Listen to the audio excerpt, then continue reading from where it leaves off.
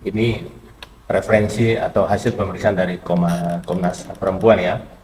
Ini ada pelapor yaitu klien kami Mbak Zeda ini memang dilarang hamil, kemudian dipaksa untuk minum pil KB gitu ya. Ya berarti nggak boleh hamil ya.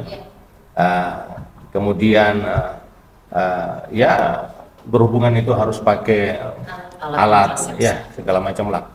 Pasti kita dewasa udah tahu ya gitu ya. Kemudian ada perbuatan-perbuatan yang menyimpang seksnya ya gitu. Jadi pernikahan itu main-main aja menurut seorang Habib Haji itu. Kemudian ya seperti disembunyikan lah beliau ini ditinggal gitu ya. Jadi banyak sekali rasa kecewa, sedih yang dialami oleh Mbak Zeda, sehingga memang traumatik terhadap kejiwaannya sangat luar biasa ya, terpukul.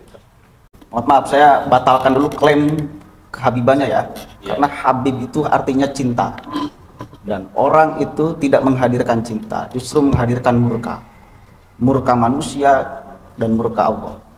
Saya akan membatalkan dulu klaimnya itu, klaim kehabibannya. Tidak layak orang yang melakukan kekerasan, apalagi tidak tanggung jawab terhadap istrinya, itu ngeklaim sebagai orang yang selalu menghadirkan cinta. Apalagi beliau ngaku sebagai cucu Nabi. Kalau mau mencontoh baginda Nabi Shallallahu Alaihi Wasallam kepada istri pertama, istri kedua, istri ketiga dan selanjutnya, itu memperlakukan hal yang sama, menyayangi, mencintai, bahkan tidak boleh menyakiti, bahkan dengan kata-kata, apalagi dengan perbuatan, apalagi melarang untuk hamil, itu nggak ada di dalam ajaran Islam. Tuh. Kemudian selanjutnya kita tahu sama-sama bahwa Nabi Muhammad adalah uswatun hasanah, suri tauladan yang baik. Dan kalau saya melihat dengan peristiwa yang Mbak Zeda alami, ini apa namanya? Bingung saya. Beliau itu gimana ya? Harusnya tanggung jawab lah. Kalau misal melakukan perbuatan, bahkan menurut saya nih ya, dengan banyaknya laporan segala macam mempermainkan syariat agama, poligami. Bahkan saya indikasikan ini masuk dalam penistaan agama, mempermainkan syariat agama. Karena poligami itu nggak bisa dianggap main-main di dalam ajaran agama. Ada batinnya perempuan yang harus diraba sebelum kita melakukan poligami. Keadilan dan segala macamnya. Dan ini tidak diberikan. Justru bukan memberikan kesetaraan perlakuan, ini malah ada penindasan, penyiksaan. Saya melihat beliau sampai mau bunuh diri, ini apa-apa. Orang yang melakukannya ini ngeklaim sebagai orang yang suci, batal kesuciannya. Ngeklaim sebagai orang yang wa itrati ahlul bait Nabi, yang kalau masyarakat tidak mengikutinya, tidak mengikuti penunjuknya, ada salah seorang Habib yang berbicara kayak gitu, itu bakal tersesat. Ini batal lagi klaim-klaiman ini dengan perilaku fakta seperti itu. Jadi intinya saya meminta, ini persoalan serius menurut saya, persoalan sosial yang serius, apalagi indikasi bahwa seolah-olah punya status sosial yang tinggi, ini nggak bisa. Kita sebagai masyarakat mesti, apalagi di pandangan Allah, memiliki kesetaraan sama. Nggak ada perbedaan-perbedaan antara kita yang bukan Habib dengan yang Habib, itu nggak ada perbedaan. Kita sama di pandangan Allah, apalagi di pandangan hukum negara juga sama.